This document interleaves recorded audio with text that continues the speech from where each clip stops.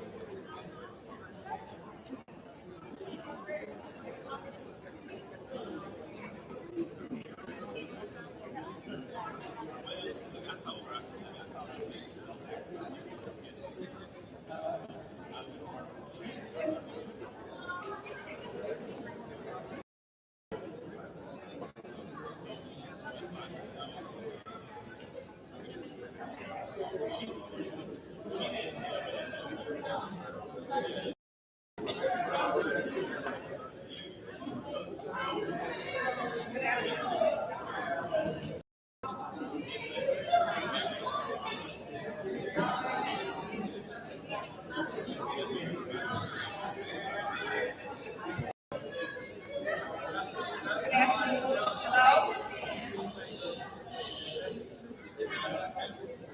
Hello, everybody. Good afternoon. I'm excited. I'd like to welcome you all to our listening session this November the 15th. And I have the agenda in front of us. We have a welcome by our city officials, our mayor, Mayor Pro Tem. We'll have a prayer. Introduction of our panelists. Dr. Hill will facilitate our panelist introduction. And we will have, from there, we'll have open forum questions. And our moderator tonight is Dr. Fields, our chancellor, named Dr. Martin. I am Sarah Sims, Southern University Ag Center, Family Consumer Science Class Nutrition Educator for Madison Parish, Richland Parish. And welcome this afternoon.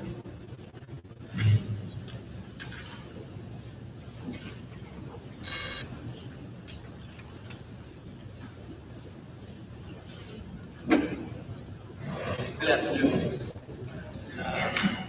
We bow our hearts to prayer.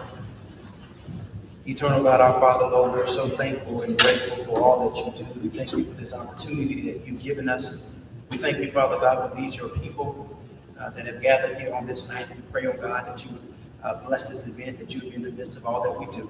We pray, oh God, that you would help us to better serve as you would have us to do. Lord, we give you praise and we give you thanks. In Jesus' name, amen.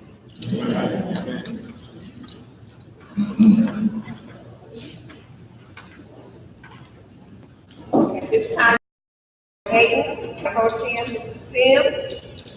Thank you, Mayor, for making all of this possible for us, and we're here to know each other. So at this time, they will bring you greetings to the city of Tallulah again. Thank you. Good evening. It is indeed an honor as well to have the privilege to stand before you you as the mayor of City of Tallulah for your aid. I am excited to know that Southern University agriculture people are here to help us. So we'd like to say, welcome you here. We want you to come back again. Whatever that Tallulah can offer you, we are here to work with you because we really need as much as we can. There's Mr. Bridgewater, our superintendent. We have Mrs. Bentley, Dr. Campbell. We have a lot of people that are innovative, Mr. Frazier, that we know that can work with us. We're going to get our programs off the ground for the children. We want to work with our children, especially going to agriculture. Thank you so much.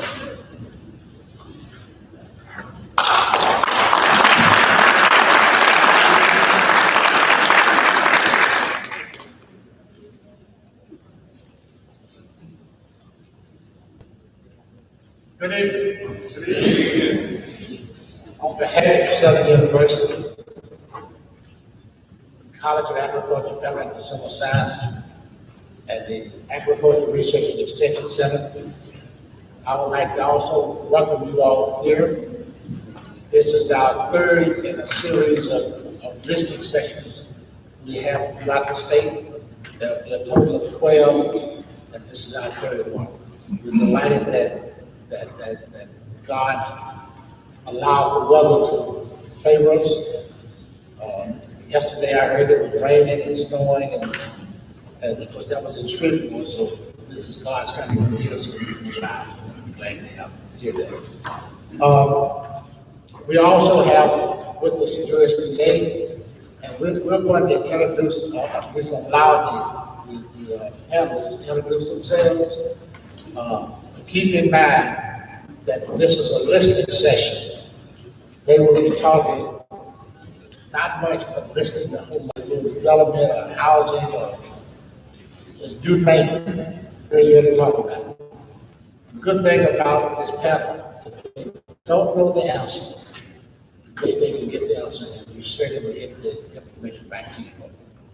Having said that, I would like to introduce the Southern University side, starting with my Vice Chancellor, Dr. Andre Johnson. Vice Chancellor for Research and Technology. Good evening again. I am Andre Johnson, the Vice Chancellor for Research and Technology, that we conduct research in sustainable agricultural systems, urban forestry and natural resource management, human nutrition, family and consumer science, economic and community development, and youth development. We also have 4 new institutes that we have embarked upon.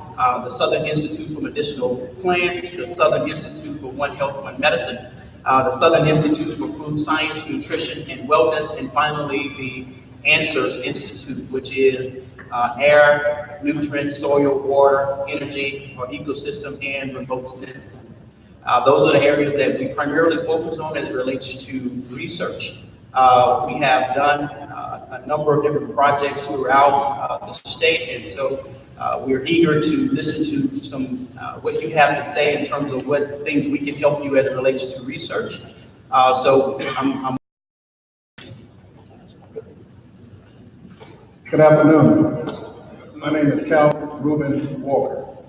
I serve as Associate Vice Chancellor for services, which include outdoor laboratory units, whether it be beef, science, poetry, meat lab, those things.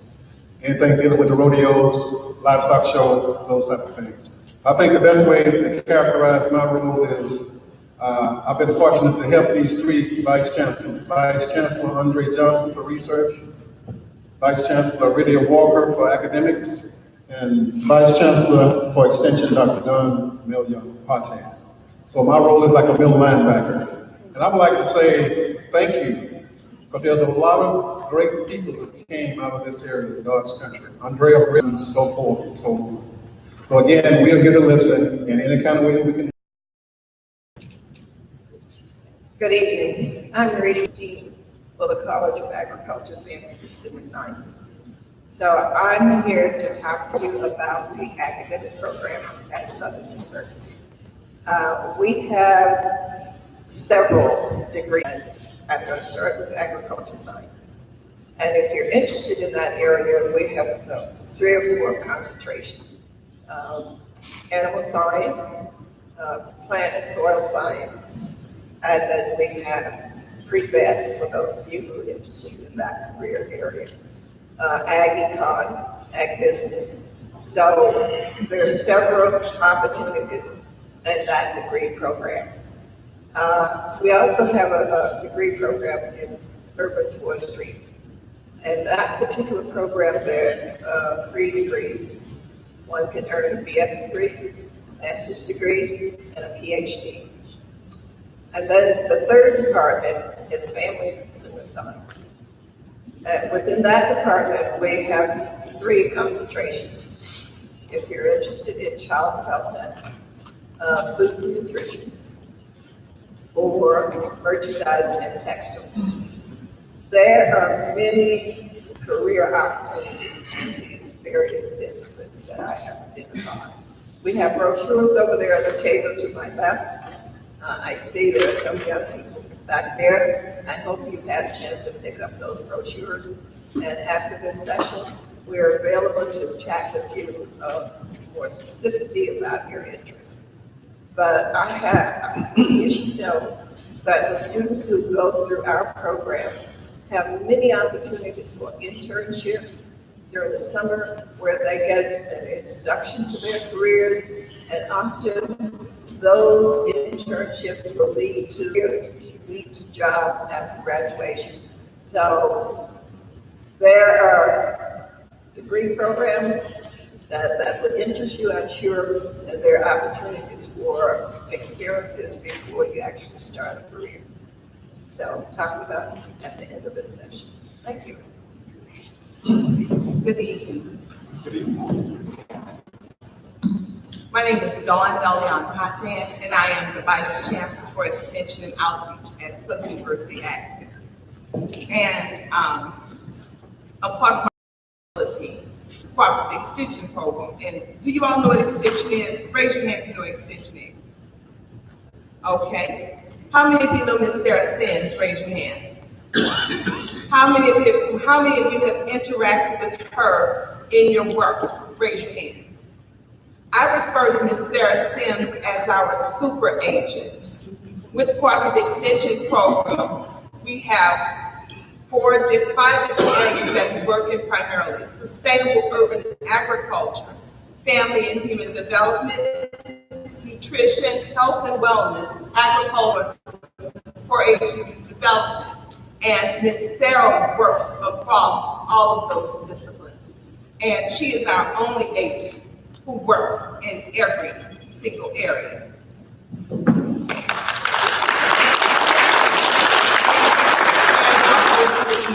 The primary purpose of the cooperative extension program is to extend the resources of the university to the local communities. As you all came in, you may have seen this RV that we have parked out in the parking lot. That's our mobile technology unit. And we're offering 4 certification courses through that unit. One is the sustainable urban agriculture, and in your instances, we would talk about school gardens, community gardens, sustainable agriculture, small ruminants for those of you who manage or produce sheep and goats, small business development for someone interested in starting a business or even improving on their business, to include your farms, your agricultural businesses. And the final one is food and farm safety.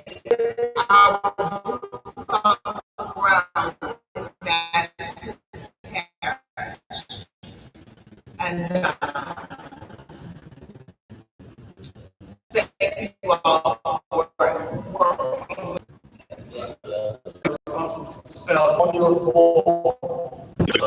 investment on or production, agriculture, the capital investment opportunities. The Farm Service Agency also offers programs that allow commercial ag producers to mitigate risk.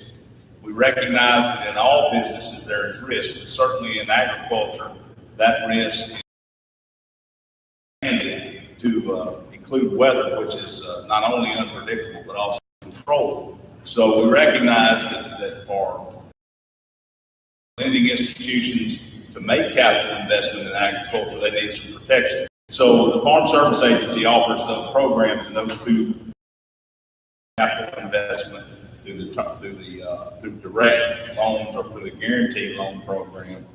And we can offer loans as small as $5,000 and as much as $1.4 million, depending upon your needs and the type of loan that you seek with us. And in addition to that, in risk mitigation, we not only offer programs to pay for livestock or for crops that are damaged due to disasters, but we also offer some insurance policies, very much like my counterpart with the RMA, to protect crops that you cannot buy insurance for in the private market. So that's kind of a broad sense of what FSA offers. I do appreciate Southern University for hosting this, and Dr. Fields was clear to us. We're here to listen to you, so I'm going to stop my comments there. Last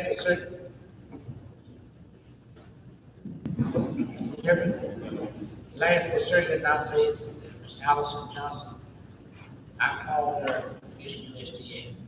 She is the official liaison officer for Southern University in the state of Louisiana, working with all agencies, not just these five you see here.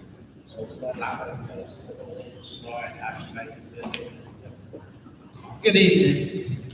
My name is Allison Johnson. I am the USDA liaison assigned to Southern University in Baton Rouge, Louisiana. Thank you, Tallulah, for having us tonight, Ms. Sims, and the community here. I do work for the Office of Partnerships and Public Engagement, and that's exactly what we're supposed to do, create partnerships and public engagement.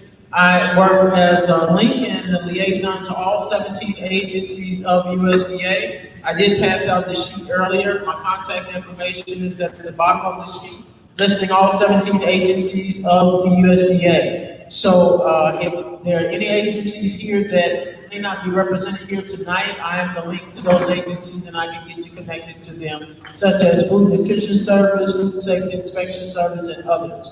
So also help secure internships, research opportunities, and full-time employment for our students. So if you need my assistance, my contact information is here on this sheet, and I'll be sure to pass this on to you if I missed you earlier. Thank you.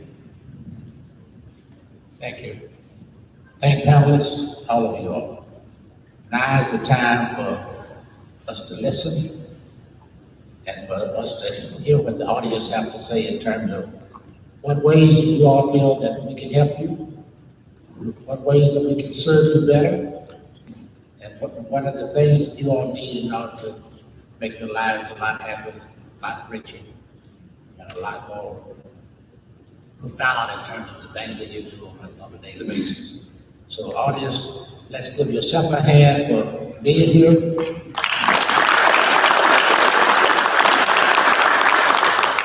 And just in case some of you all have to leave early, hopefully that's not the case.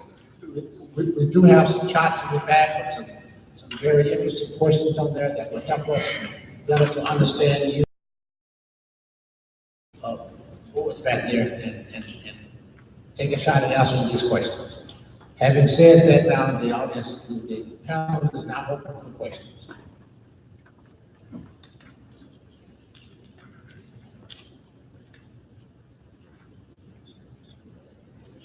Nobody have any questions?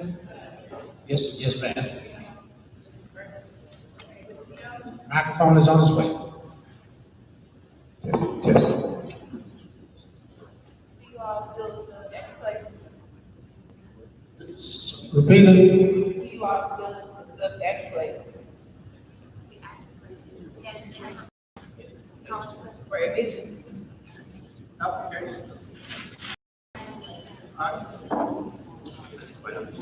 Will somebody help me with this? We're not understanding exactly what you're saying.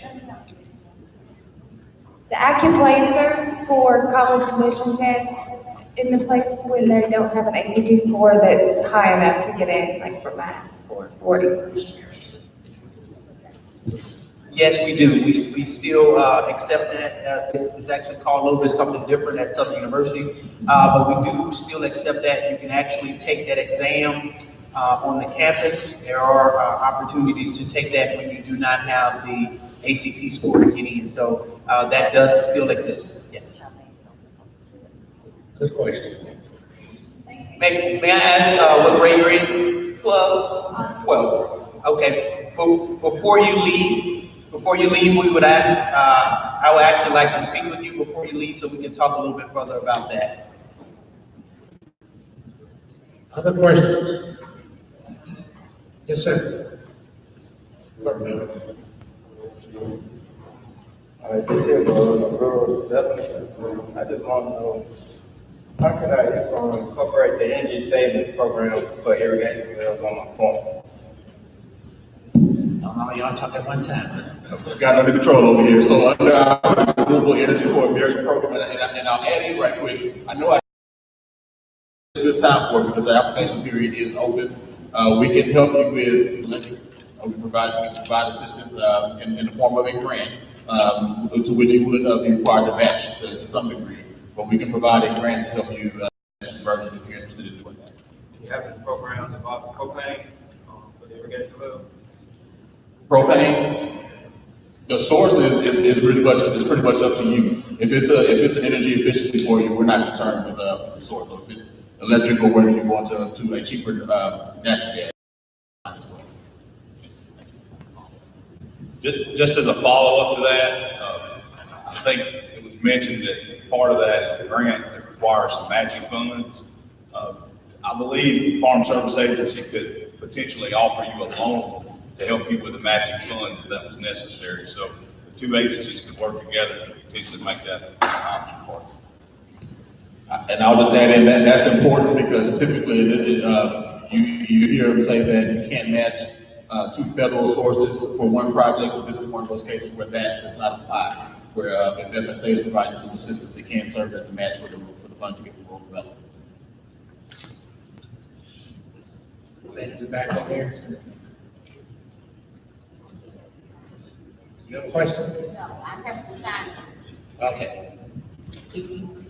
With the cost of rising tuition and the changes that the Louisiana Department of Education has on our students, I would like to know what opportunities are available for our students here in Madison to enter into a dual enrollment partnership so that our students in 9th grade through 12th grade can begin earning college credits. Dual enrollment, college credit.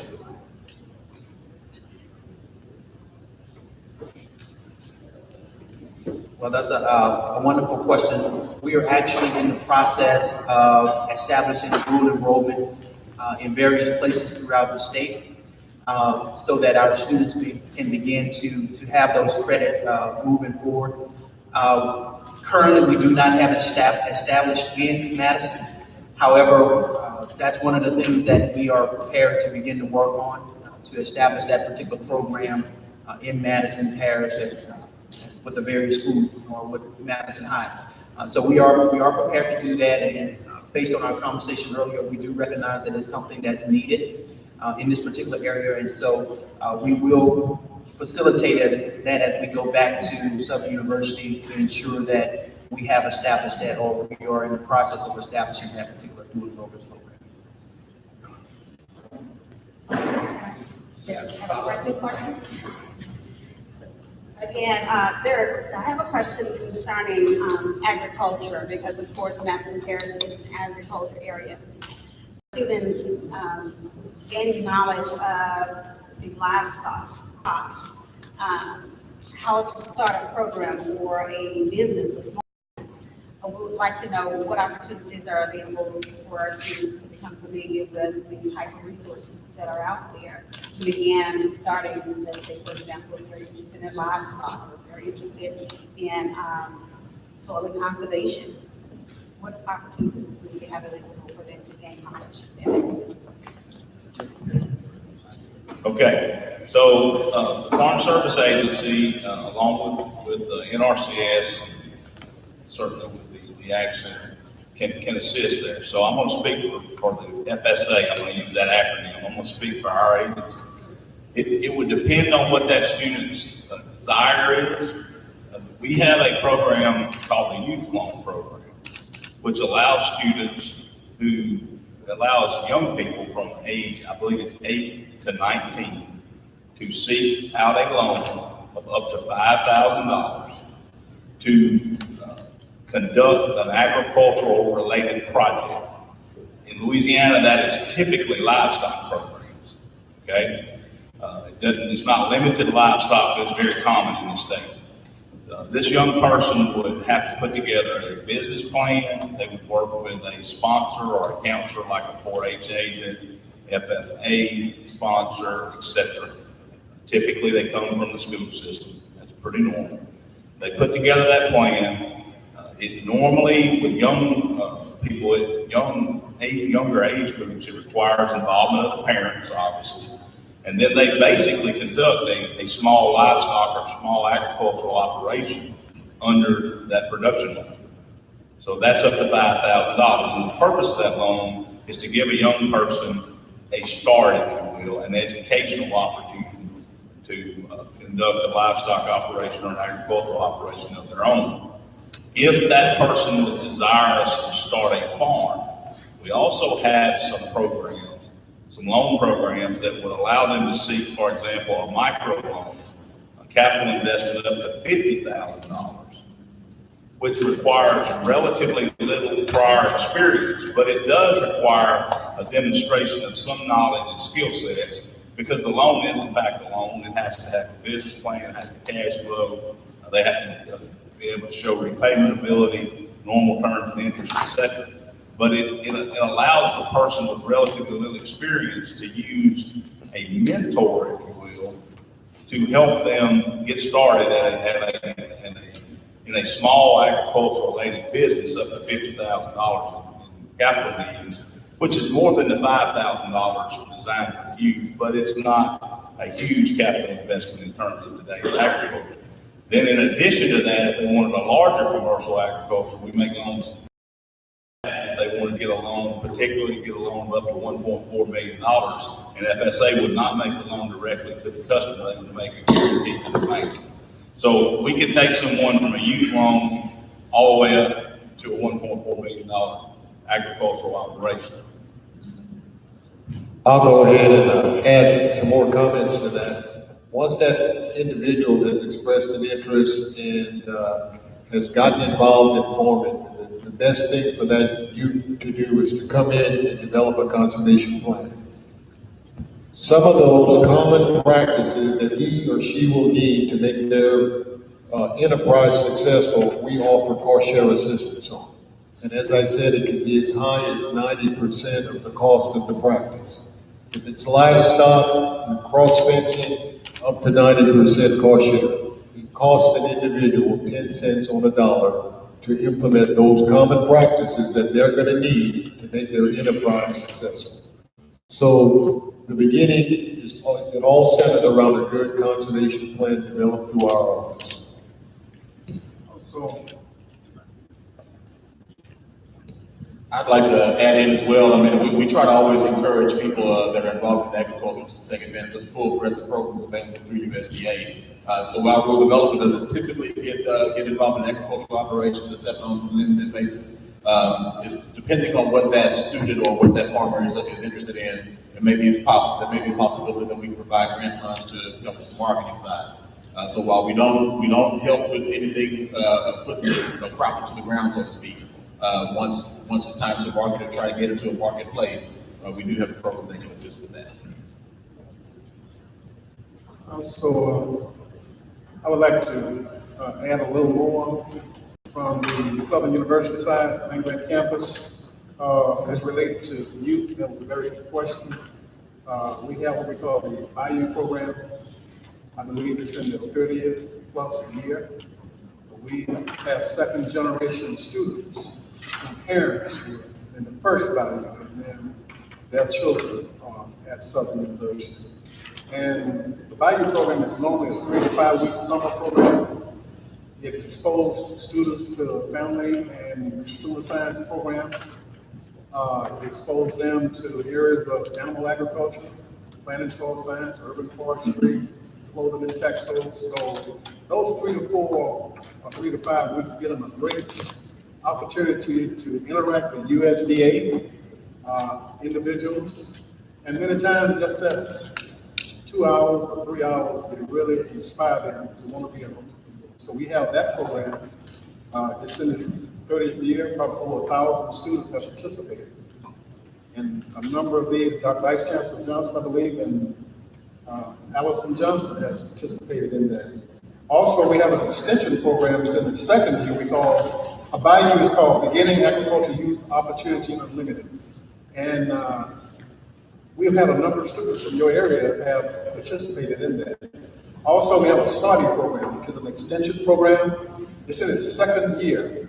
It has been so good that we had an audit this year. During the lunch break, one of the auditors mentioned the SAUDI program, which is an extension program, Sustainable Agricultural Rural Development Institute. And they was talking about the middle school and high school opportunity that these young men and women had. And also I was asked to mention the livestock show. And this has been one of our better areas as far as students. DQ Fields, administrator at the University of Arkansas, got this started in livestock shows. We have it every year. We're in the 76th year coming up. It exposed kids to different enterprises of animal agriculture. And also extension agents. There's a number of, Dr. Partan, you may be in what, 30 plus parishes or so. So if there's a youth, if you can get in contact with Sarah Sims and others, we'll put them in the right place to get that information. Okay, I would like to add something about the livestock show. We used to get a lot of participation from this area. Mr. Hodge, where are you? Mr. Carroll? Raise your hands. They supported, and I hope I'm not omitting anyone else, but they supported youth in our livestock show for many, many years. We need you all to get back involved with that with some other kids from the community. It did wonders for your children, and we're going to ask publicly that you all continue to mentor some other youth in the area. And if you're still raising livestock, get them back, help work with some other kids in the area. The livestock show, we have had very heavy participation in the past from this area. I saw Mr. Fields come in. Where are you, Ms. Elbates? Mayor Tallulah. Okay. Mayor St. Joe, I apologize.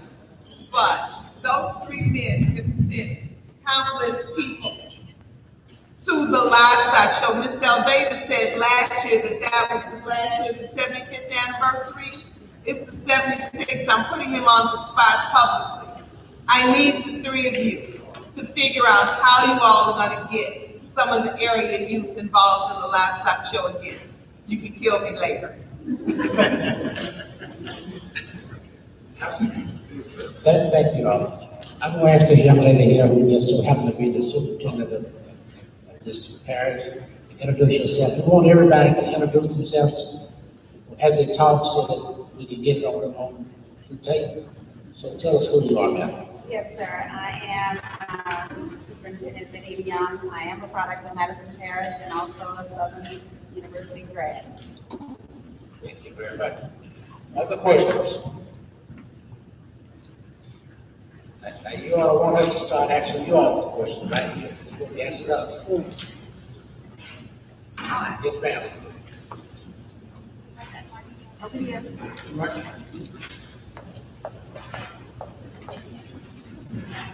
My name's Melissa Bentley, and I am the principal of Tallulah Charter School, which is University View Academy operating on the campus of Tallulah Charter School. I'm just moving to Tallulah, just been here a couple months. I actually live in Ridge. And I was a first generation college student. Like, you know, whether you grow up, and I'm originally from West Virginia. So wherever you grow up, if you grow up in a rural area and you come from a family where no one ever goes to college and you're the first person, there is a huge gap that causes a lot of kids to not ever find the ability to be able to do that. And so one of the ways that I had that opened up to me was because there was a program that was available for first-generation college students to go on a college campus, stay in a dorm, take a couple classes, and then if you continued on and you enrolled there, they provided you with a counselor while you were going to college so that, things that my children can ask me about navigating college, I couldn't have asked my mother those questions because she couldn't have helped me because she had never been there. And so my question is, do you have any programs like that available? Is there something like that available for our youth? These young people, if they want to go to school, going to have some follow-up or additional support for them, because getting there is one thing, but staying there is something else. Who want to talk about value among others? Can I interject real quick though? I mean, since it's a Southern University event, I'm plugging Southern, shameless plug. I know when I was in a very nurturing environment, I had exposure to a college campus, not because my parents did, but my sister did, and Dr. Michael Potan was, someone that took me under their wing. So I can speak for Southern University in my experience, was that it was a very nurturing environment, and regardless of what it was that I wanted to do, I had that support. Dr. Fields was there when I got there. I'm gonna say he forced me into agriculture. I'm so glad he did that, and I haven't looked back since then. So, Southern University, I know they're going to talk a lot about programs, but just the environment itself, I know what it did for me, and it was amazing.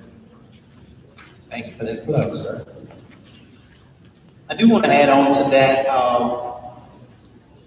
First, as Dr. Walker was talking a little bit earlier about our value program is really structured to do basically what you just pointed out. So we bring students onto our campus during the summer. Again, they stay on campus between 3 to 5 weeks. They stay within the dorms. They go to our various programs. They eat in our cafeteria. They interact to see what campus life is all about. But in addition to that, once they come into our university, come into our program, specifically in agriculture, family, and consumer science, they are paired with an advisor.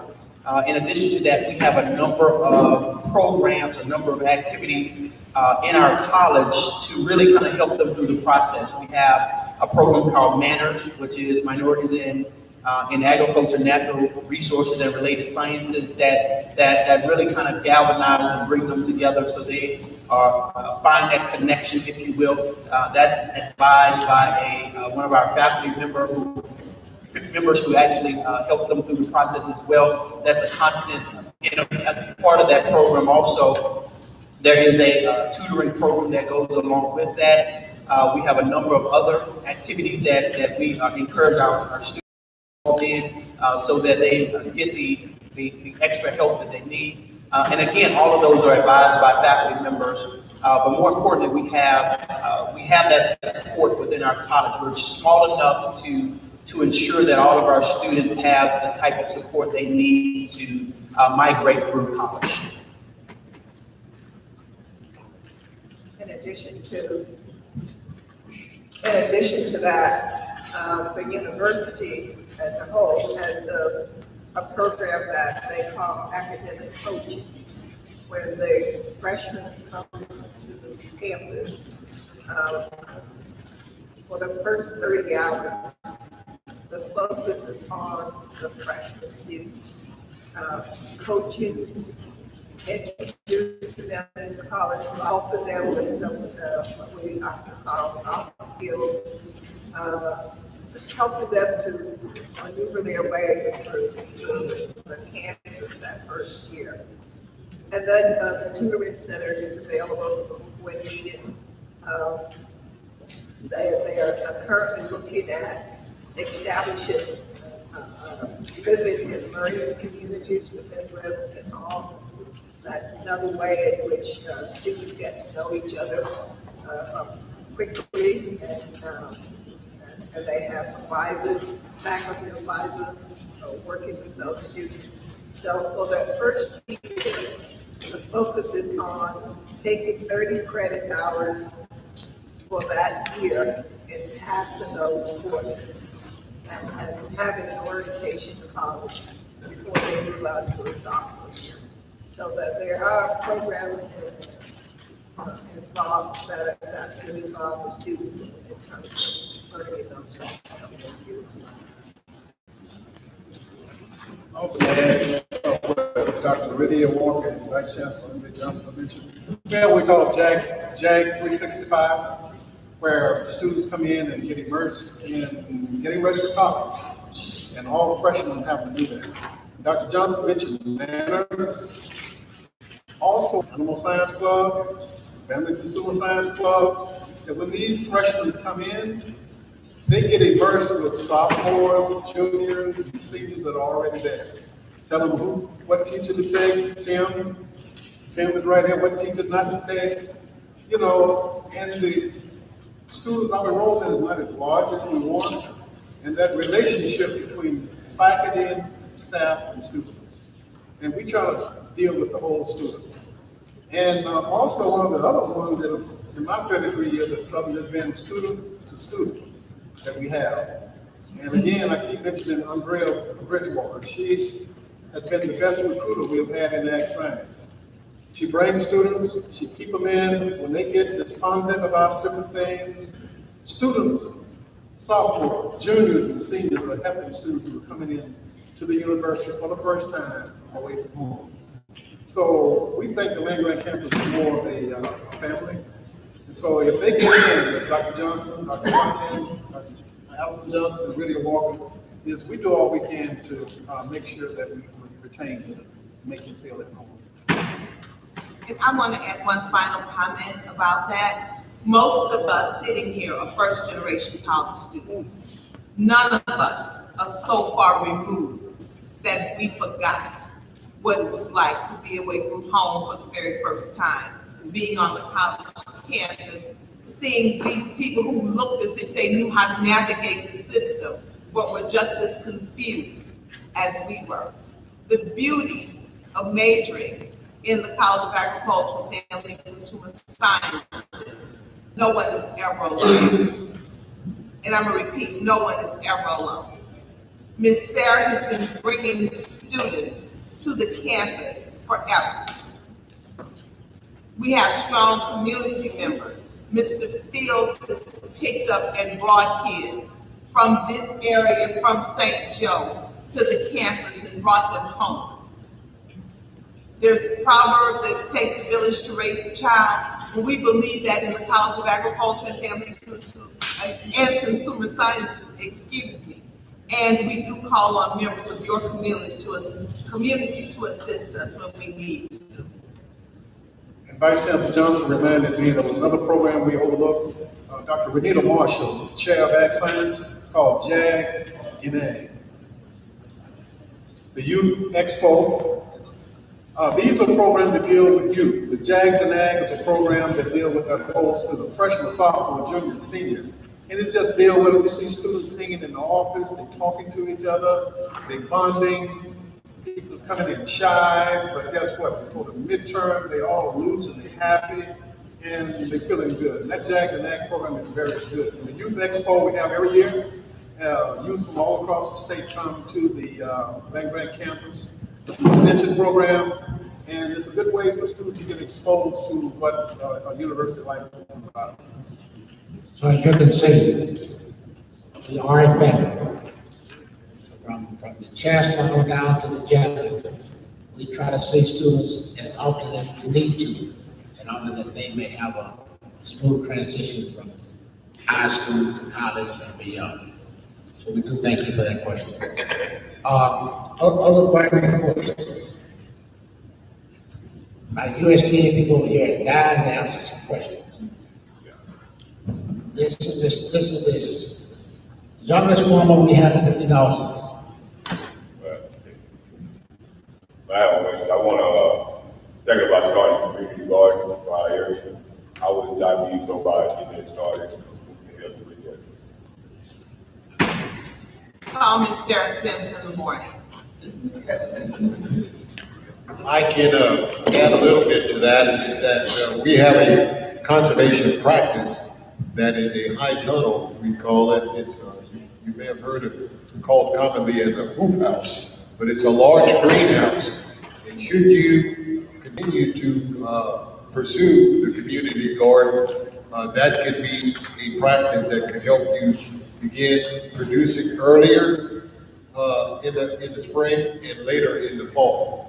And you can see Mr. Anthony Bridgewater about that. Once you identify the land and the property that you would like to put it on, there are some requirements as far as showing that you have control of the land.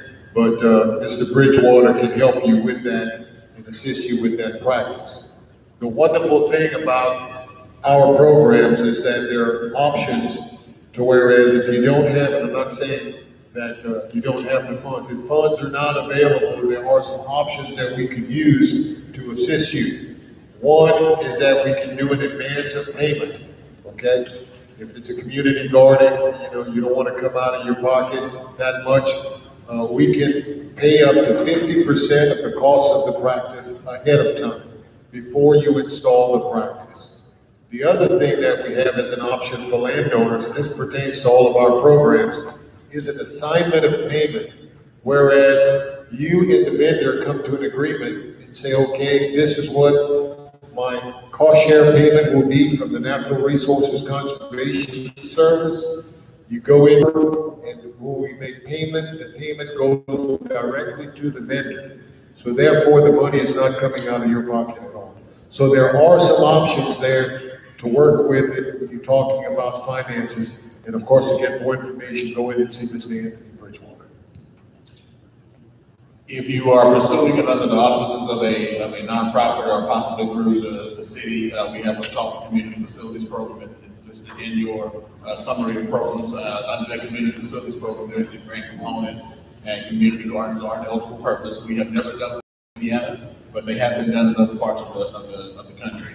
Our most popular applicants for the community facilities grant are typically municipalities who do things like police cars or fire trucks, city vehicles, things like that. But we would love to be able to diversify what we do and get into something like a community garden.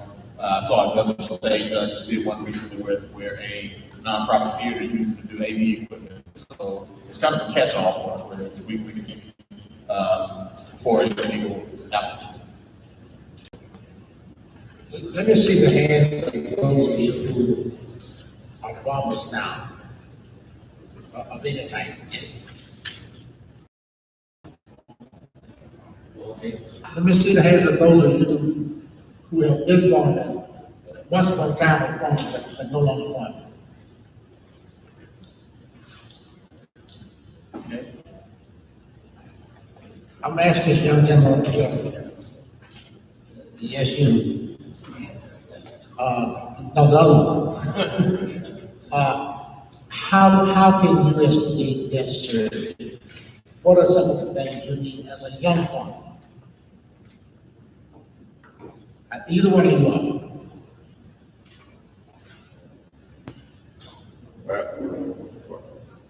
Okay, for us, for me and my brothers, we farm together. Like our biggest problem is this year is getting financed. We run our financing is quite over $1 million. We had to go through private channel like Monsanto, PHI, John Deere Financial. We also had guarantee loans from USDA, about $300,000. But the other $700 came from other places. It was more challenging, more of a headache than anything. But it was like we turned in what we had to do. Two, we started last year at this time, November, trying to get financed. We didn't get our loan come through until the first of February, end of February. But with Monsanto, with their seed guarantee, we filled out the application. They asked for credit, came back, it was good. The same way, PHI. It was more easy the process going through them. It was that like it was a struggle. Because this our first year on being this big.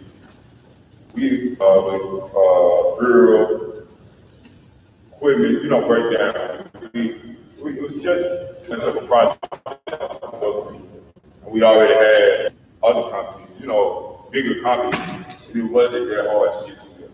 How can y'all make it easier? But not, we don't want it easier. Like we tell everybody, we never ask for a handout. Everything we do, we work for it. And then I know other farmers, young farmers, that try to do the same thing the same way. And that's, we just looking for probably get more educated on what you want and how you need to build out on the first go instead of go through it over and over again. In response to So I assume you said you had a guaranteed loan with FSA, $300,000. So was that loan direct from FSA to you, or was that through a bank? Yeah, it's direct through FSA. Okay, so then I assume that the process you described as being lengthy was the FSA application process. Yes, we also tried to get a guaranteed loan through a couple banks. I don't want to say it but we felt like we didn't get our credit ran until the day they denied us the loan. To me, I think we should have ran our credit before. It showed interest, more interest into it. It was always a long process. We young, we don't have assets. Either they wanted our daddy to, and our daddy's not part of our phone. They wanted our daddy to put up his name or something like that for the assets. We wasn't, if he ain't gonna get money off of it, why would he put up his loan? His name, he worked 60 years, so that, not us. And that was another thing with the guarantee loan. So we just said, forget it, we're gonna go this way, give up and get that way. We make it work. So this would be my response. I think you were onto something when you said you started early last year. Okay, without knowing the details of what happened last year, I really can't. So I don't want to say anything done right or done wrong, but what I want to say is statutory time frame for not from November to February. Okay, that sounds. Parish office you were doing? Our farm is Morehouse Parish, so I think Oak Grove, West Carroll. Okay, so I'll just say this: in West Carroll last year, we had some staffing issues because we had some retirements and we had some issues. But I'm going to take note of that. I'm going to tell you this: if you have problems, that same problem again this year, contact me directly. I'm in Alexandria. Contact me directly, and I'll try to work to ensure that you get time of service on that loan. But I think we've addressed those staffing issues because we've sent some staff up there. So I'm hopeful that we won't have that issue. And that is actually one of the 3 largest loan volume parishes in the state. We're down to one loan maker. I think maker in the office. Doesn't matter. That's not good. So I'd encourage you to start early. If you have problems, contact me. But I'm thinking and hoping that won't be the case. Thank you. We have the Beginning Farmer Program, the Small Farmer Agriculture Leadership Institute. We're doing a boot camp specifically targeting Louisiana. If the man, Dr. Ford, raise your hand. Give him your names and your phone numbers so I can contact you, because going through our training will assist you with some of the hiccups and will help you know how to do the paperwork, what's the normal time requirements, because like Mr. McCain said, it shouldn't have taken that long. So I want you all to give Dr. Ford your contact information, and then I'll be in contact with you to get you involved in some of the training to help you as you navigate this process. And that was a good question. Are there any more out there? You all heard the gentleman over here talk about crop insurance. How many of you all have ever had true crop insurance? Raise your hand high. Okay. Everything worked fine? You having any problems at all? Good. That means you're doing your job, sir. Thank you. One thing that came to my mind in listening to Dr. Patan's comments, one of the biggest challenges, and this not only responds to the situation that was described with these 2 young farmers, beginning farmers, but this is applicable to anybody who may be here tonight who's thinking about an agricultural enterprise, including those students that we talked about earlier. One of the biggest challenges in any business is the development of that business plan. Okay, you can have an idea, and you can have a dream, and you can have a calling to agriculture and produce crops. But in order to get a loan, whether it's at a bank or whether it's at FSA, you got to have a business plan. And that plan has got to be pretty detailed and what's going to happen, what you're going to plant, what the cost associated with that would be, what it's going to cost to develop that crop, what it's going to cost to harvest it, where you're going to market, what your price is expected to be. So I want to put in, like my friend Mr. Jones, while I'm an alumnus of Southern, I want to put in a shameless plug, okay? Because I think I would ask you to expound on what you've done to help young and beginning farmers develop some of those enterprises and get some of that knowledge and skills. Because to me, from a lending standpoint, the biggest challenge is when a person who doesn't have experience comes to us and wants to apply for a loan, but has not addressed all those pieces in coming up to that. And I think you guys have done some tremendous work, especially for small and non-traditional agriculture. Thank you. Well, what we try to do is when we have someone come to us and say that they want to start a farm, we go through a series of questions. The first, what type of farm? What should go with the farm? We take them from the mission and the vision of their business. We tell them from the very beginning, no, you don't want to just be a farmer. You're now an agricultural entrepreneur, and this is your business. So just like you would go to corporate America wearing a suit and tie, when you represent yourself, you wear the same types of clothes.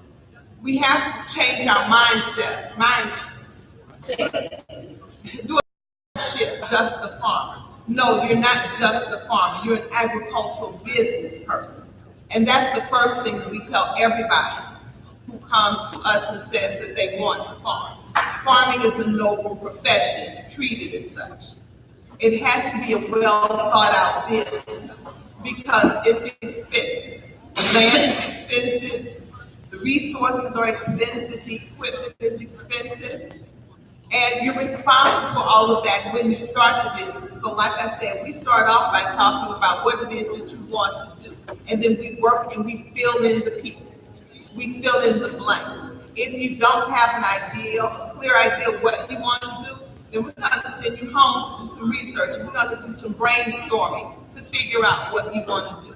And we tell you to begin with the end in mind. The end should be at the end of the year, you want to be able to make some money. You don't want all of your hard work and efforts to go to somebody else. You want to be able to take care of your family. So there are a whole lot of steps between I need to start a farm and I want to make some money.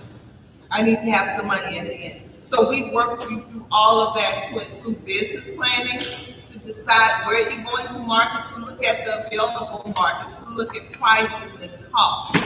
Everything, land, soil testing, what you can grow, what the market demand is, whether or not you should have a niche market, just whatever. So for any of you who are interested in starting a farm, we have several different trainings available. And we also have the certification courses. And the beauty of the certification course for the young man who said he wanted to start a community garden, we can actually come here with our unit outside and help you do that. So, again, I'm Dawn Melly on Contan. I'll be hanging around for a few minutes afterwards. Dr. Ford is going to get your names and numbers if you're interested, and we'll follow up with you. And let me just also add, what we also try to do is when we realize that there's an issue or a problem or interest, we seek that answer for that particular person. Like this afternoon, there was a guy that had 2 questions about soybeans and tariffs. He have not checked his USDA agency. He should have. But what we try to do at Southern, we're trying to intercede. I was talking to Mr. Craig McCain before the meeting started. I have the answers. I will convey that to him tomorrow and ask that particular person if he had any questions, he can call Craig, or if he wants me to be there with him, we'll assist him. So Craig, the question that he asked is that many times that we get them, many times it's one-on-one. And if we can get to you early, the better. And some of the challenge that you might have, we may be able to assist you with that. That's one of the things we try to do. as well. Okay. So I've asked everybody some questions, I think, except Miss Kathy over here. She represents, well, I'm gonna let her tell you again what she represents. And what I really wanna know is how many of you all have used her services in the past 2 to 4 years? Ms. Kathy? Okay. We collect information about what's going on. And those of you who are in production and agriculture, how many of you have gotten a questionnaire in the mail that asks about your commodities that you're producing, either cattle or crops? Anybody? You have, okay.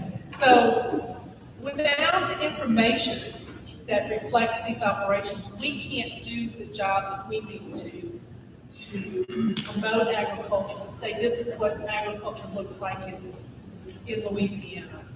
Our agency provides, our mission is to provide timely, accurate, and useful statistics in the service of agriculture.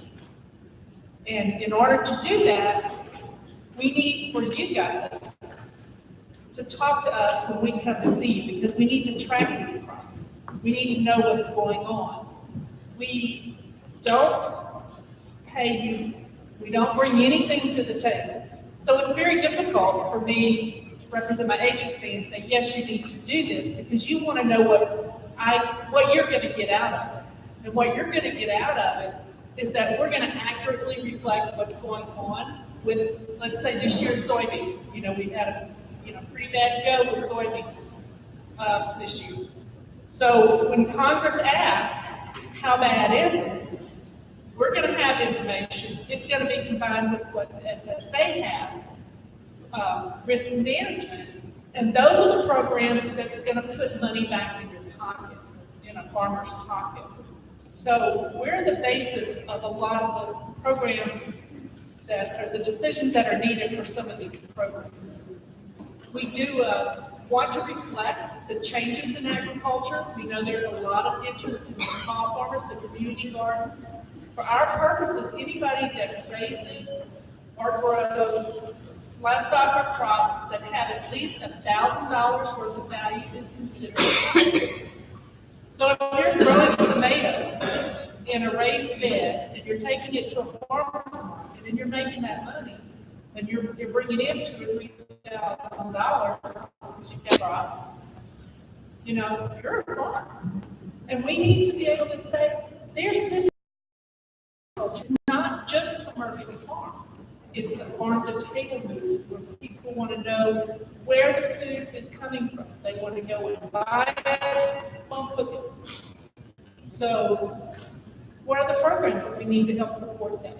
When we can capture that information, it helps, again, define the face of the different facets of agriculture. We've done a bad job, I guess, or we've not been very thorough in identifying this afternoon.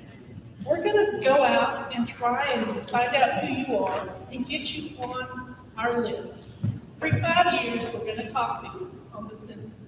And that lets us drill down to the parish level and to be able to identify this is what's going on in Madison Parish. This is what we need to do.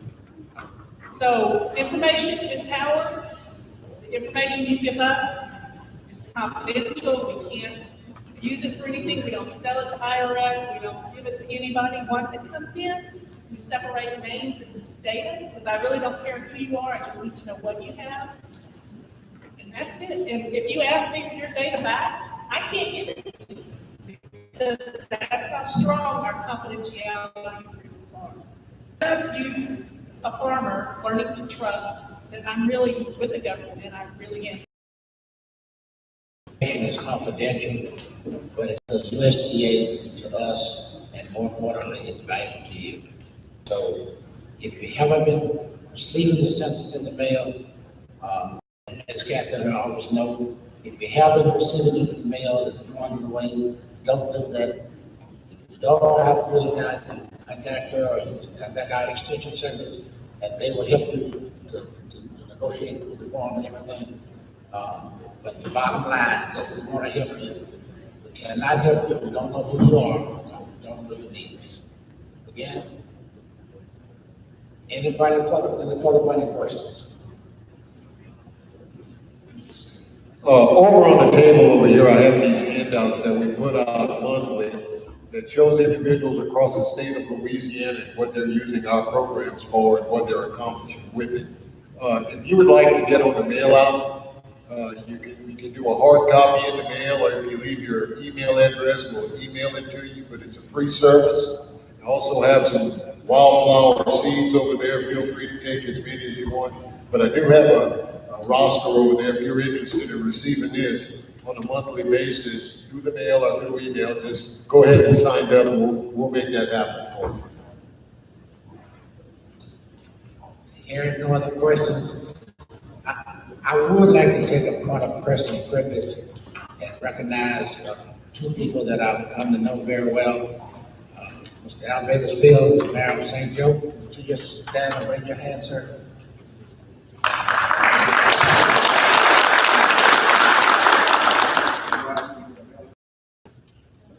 Mr.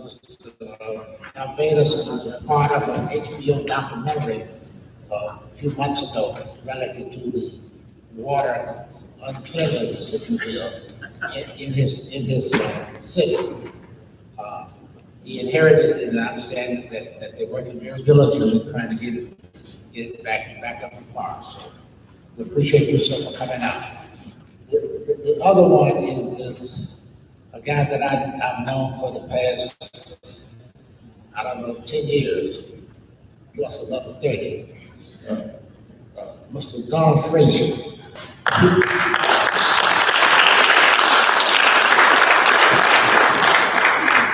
Don and I used to happen to be classmates. Stand with Don. And Don is one of our co-instructors. Yes, I want you all to know that. Of course, he just, I don't need this. But anyway. Use it anyway. Don just caught up with me, that's all. We both retired and back at work and retire and come back again and everything. I've been around here in Madison Parish since 1970. And Dr. Fields, I won't tell, but when I came to Madison Parish, I had several years as an in-service teacher. And we graduated from Southern University with BS degrees same year. Thank you, sir. I'm glad you didn't tell them up. Before we close, I'm going to ask the panelists if they would give a half a minute closing remarks. But before I do that, I want to remind you a couple of things. Number one, make sure you sign in. It's important that we know who you are and where you are and how we may be able to help you. We use that development. You also have a questionnaire. We need you all to fill that out because it asks some specific questions about your needs and whatever it is, and we want to be able to respond from that standpoint. Lastly, as you go out, remember the phone charts back here. And then I'll have questions about it. People are studying by them to make sure that they can answer that question that you might have in relationship to them. Having said that, we're going to start with you, Mr. Lee, and coming around the table. I just want to thank you guys again for allowing us to be here, being a captive audience for us. While rural development is not situated to provide a direct impact on traditional agriculture, we are situated to be able to provide resources to those that depend on agriculture. And Madison Parish certainly is one of those areas that's very much dependent on agricultural production. So, my challenge is if there's anything that rural development can do for you, please let us know. I definitely have to, plug back the superintendent and the young lady with the charter school there. If there are resources that you guys need to further or probably train that, please let us know. And we're here to help. And finally, on the water issue, Dr. Fields mentioned the issue that St. Joe just went through, and thankfully the state of Louisiana was able to assist us with that. But we know those of you that absolutely you're facing crisis as well, and we hope to be able to assist you with that. Thank you. I've enjoyed the audience as well. It's interesting because I learn new stuff from the groups every time we meet with somebody. So thank y'all for that. It certainly helps me get a better understanding. Our agency is here to help. with the information. If you guys have any interest in learning a little bit more about it, you can visit with me this evening, or you can contact anybody in Southern and they know how to get in touch with me. But would love to talk to you about what we do and love to have you counted, because you are the face of Louisiana's agriculture. Well, I like to echo what my counterparts say. I just feel privileged to be able to come over to Louisiana and participate in these listening sessions. I know producers here say they don't have history with the program, but I want to challenge each and every one of you buy crop insurance, to challenge your agent, because we get comfortable. It's just like us buying car insurance and everything else. We go from year to year, but any financial person will tell you, ask questions, when you reevaluate what you do on a yearly basis. Particularly the younger farmers, ask what programs, I know 2012 for beginning farmers for crops. Making sure you got the right unison for each crop. Ask a lot of what ifs when you buy crop insurance, because if you don't ask what ifs, you find out on the back end, you can call me. I'd rather not you have the right insurance. So that's a challenge to the producers here and that are buying crop insurance now. And those of you who consider getting into agriculture, always consider on crop insurance on a year-to-year basis, and do not get comfortable with your agent and what they're doing on a year-to-year basis, because that continual contract sometimes causes problems because the market changes, crop conditions change, and you just have to pay attention to what's going on. And like I said, I just like Southern University for inviting me. If you ever have questions about the crop insurance program, feel free to call me. On behalf of NRCS and Southern University to the city of Tallulah, it's a pleasure for us to be here to answer questions.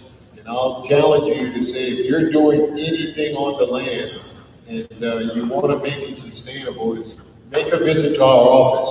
All of our services are free of charge, and the same practices that you're going to put on the ground, you probably have a cost share program that will assist you financially in seeking that. So I would say that you go into your local NRCS office, whether it be in Morehouse or Madison or Richland, go in there, sit down and visit with our people, and let us develop a conservation plan and let us see what we can help you with financially to make that a sustainable operation. Thank you.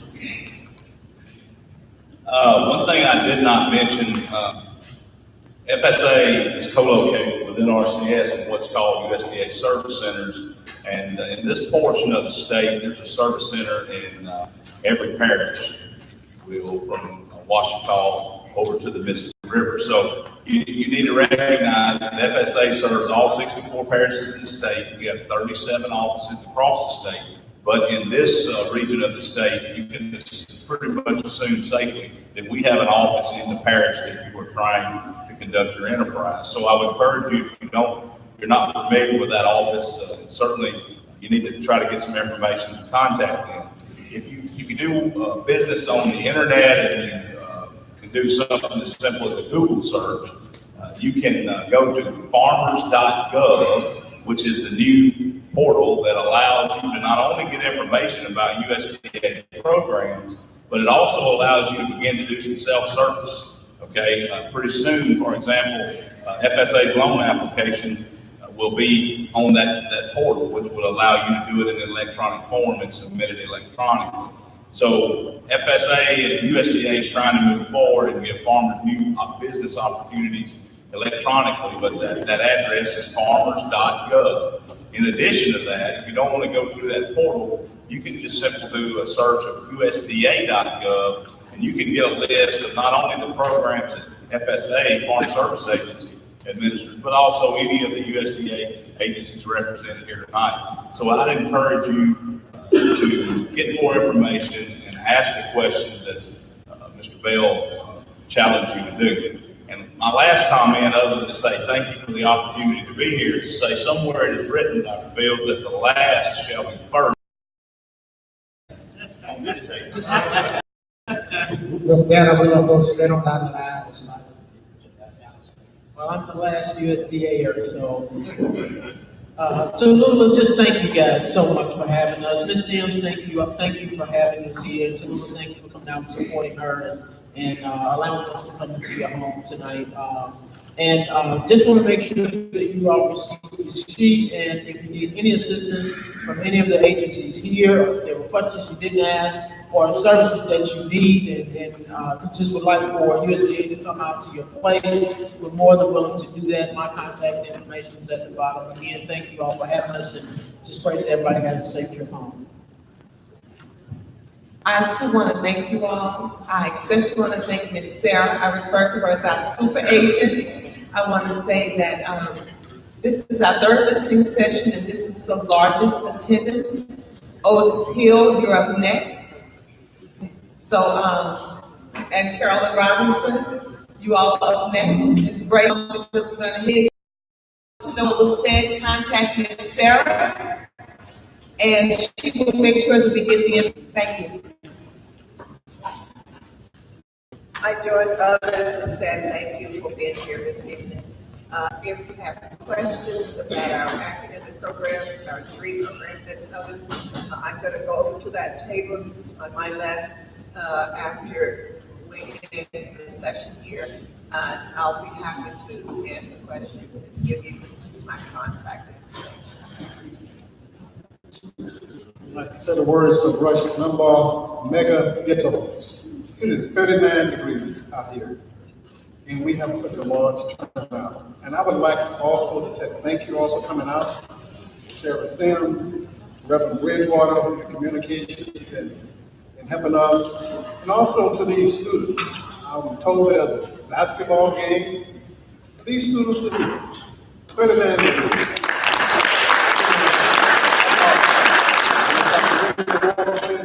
Close out. Thank you again for taking time out of your busy schedules to come and voice your concerns, voice your needs to us. We are here to serve you. That's our job is to serve you, your family, to serve your students. That's our job. And so we want to make sure that that you take full advantage of the services that we're offering. Our contacts are on some of the handouts that you have, so make sure you take advantage of those. If you have questions that come up later while you're at home, make sure you reach out to us, because we, again, are here to help you. We want to do everything that's possible to help you move forward. Thank you again.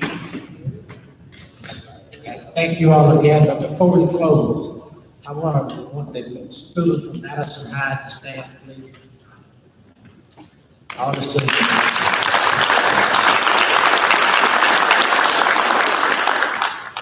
I know you have many homes. We would like to make Southern University one of those. Welcome to Southern University.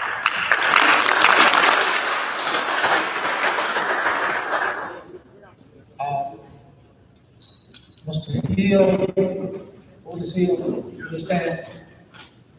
Is he still here? He is.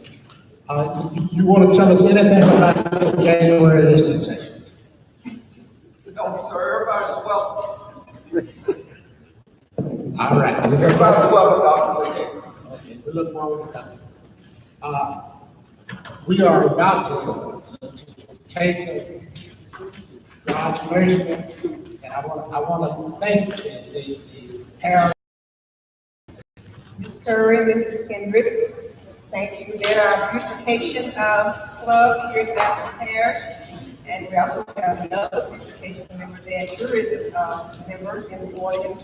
She's quiet as she's ever been. What's wrong with you? All right, thank you. I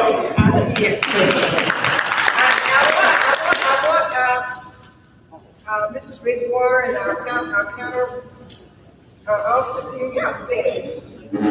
These guys, they're here, and I said, well, yeah, we're bringing out our people, but our people are gonna be there as well, and they're there for everything. If I need them, they're there. They're there to support. So, and not only that, but everybody here, and I tell them, I don't have the answer, I know how to find the answer, so I don't know everything, but I know how to go and get through. And then it's here for us, just get out there, reach out, get in the circle and go for it. Young people, we have a special trip to Southern University last year, we went down, we had our own day on campus. attendance this month. So we'll have our own there. But thank you all for coming. Don't worry. Oh, we have gumbo, we have these two kinds, we have chicken, and we have seafood, chicken and seafood gumbo, so, yeah, and we got the seafood in it, so, enjoy. And don't forget, before you eat or after you eat, make sure you fill out the form and check the easels in the back, for those out there. Again, thank you, Ms. Sim, thank you all for coming. We enjoyed you, we hope we'll see you next year.